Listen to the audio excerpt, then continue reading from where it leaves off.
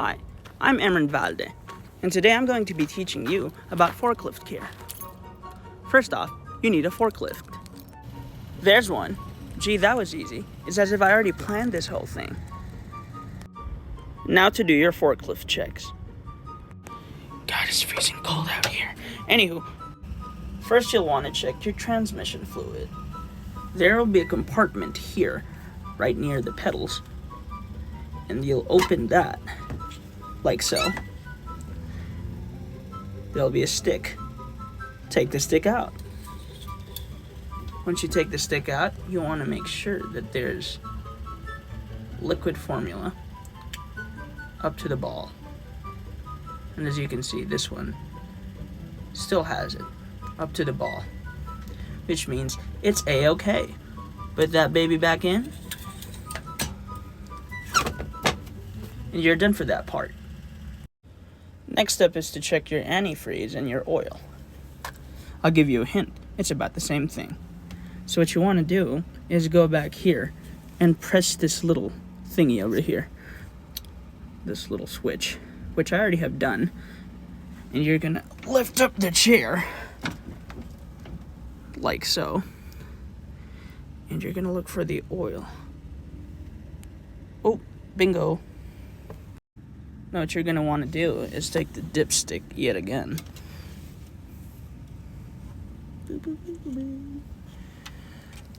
And see if the oil is up to this line over here. You can't really see it through the camera, but there's a line, there's a barrier right there. And if the oil is up to there, then you're good. Oh, there it is. That little cut right there. But if the oil is up to there, then you're A-okay. Just like with the transmission fluid. So you're gonna want to put it back now. And now for your antifreeze. What I've been told is that you have to make sure you have at least 2 gallons of this baby. But the way I was taught to check if we have any still is just open this little knob. And there it is. Whew. Now the beauty with supply is that you will always get your hands dirty because you're always going to be doing some other person's job. So what you want to do to check is to put your hand in there. And if it's wet, that means it's still there. We have antifreeze. You know, that's literally it. Now you're going to wash your fingers. Basically just close that back in. And now it's time to check for your 1800s. Now you might be wondering, Aaron Valde, are you in a different setting now? That's none of your business. Shut up and color. Wait, no, that's the Marines. Hurry up and wait. Wait, no, that does not apply to this situation either. Anywho, to check for your 1800s, you're gonna wanna check this pouch. It's usually gonna be in a tiny pouch like this, unless your squadron or your shop keeps it in a folder inside of your office. So what you want to do is just open this thing. Yeah, some really tight Velcro. Give me a sec. Coolio. Now that it's open, what you want to do is take the 1800 out. This here is the Form 1800. So the 1800 is to be checked and switched every first of the month. So as you can see, this one says December 2023, which right now it is still December 2023 because at the time of this video, it's December 28th. But come the 1st, you're going to want to bring this back to them. Now, before I get to that process, over here, it'll say a bunch of the information like the vehicle type, which is a 6K forklift. There's different calibers of forklifts, so this one is a 6K. It's one of the smaller ones. And it's signed off to our organization, 635th MMSS or LGRM, which is us. The registration number or your serial number / plate number, it's just going to be at the back of this thing or on the side of the door. It'll have that on there too. And a bunch of other information that you're going to need, including their phone numbers. So this is a VMain or... yeah, this is their phone number. what you want to do whenever you have this is every time you use it, you're going to write when you used it. So, like right here, I used it on December 5th, and I put my name on there. I put the time I used it, my name, and then the time that I stopped using it. So you want to do that. Over here, as you can see, the work's already done for you, but you want to check for the items to be checked list. And as you can see over here, there's a bunch of checks already.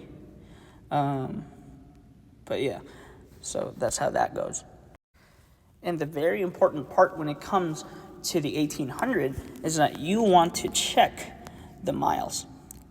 So we're going to turn this baby on right now and see the mileage, just so I can show you guys. But you're going to want to sign your name on here, legibly, print it, and sign. And you don't really touch this until you've gotten the, what do you call it? The tire pressure. So you get the tire pressure first. You're going to want to get the tire pressure. That's when you check in for beginning of the month operating mileage / hours. So you're going to put the date of the day that you got the tire pressures, and then you're going to put the miles and hours, which is the same thing basically. And yeah, that was on December 5th. And I'm about to show you guys. Now I'm going to teach you how to turn on the forklift and look for the mileage, because I'm cool like that, or extra, depending on who you ask and on your perspective. But anywho, so when you open the right-hand side of the forklift, it doesn't really matter which one you open or which one you enter from. I personally like to enter from the left side of the forklift, but I was closest to here, so let me show you. This is the battery right here. As you can see, it says off when it's to the left, the short end at least. Now when you put the short end on the right, that's when the real magic happens.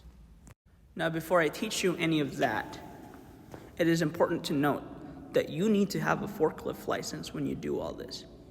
And you need to know how to use a forklift, which means you need to have your training done first, your OSHA training, and a license, of course. And you can't get a license without the training. Now, if you've already done the training and your license has expired, you're going to have to do the training again. And then you can get a license and you can drive the forklift. Tokyo drifted for all I care. Now you're going to want to enter the forklift like so. Make sure the door is closed. And usually you want your seatbelt on. Now after doing all that, you want to take the handbrake off, like so. And then since we already turned on the battery, and this is very important, do not turn this key on. Do not turn the forklift on if the battery is not on. And after you use the forklift, make sure it is off. Now put your foot on the brake pedal and turn it on. Just gonna do that at first because it's cold, and then do it again. And now it's on. Now because the forklift's a little too loud, I'm gonna have to speak louder. So as you can see, there's numbers over here. That's your hours. So 125, 1256.4. That's what you're gonna put on the thing if you were to return it today. But you're not gonna return it until the 1st of January. Now what you wanna do is turn the forklift back off. And usually, like I said, in the 1800, you're gonna wanna sign in. So time in date, time in time, which right now would be 8:19 if I did that, and then I didn't really use it for that long, so the checkout, after you finished it, would be 8:19 as well. And then what you want to do is when you're done, turn the battery off, like I said. And that concludes our forklift care training. I hope you learned. If you didn't, that's tough. Not my problem. Goodbye.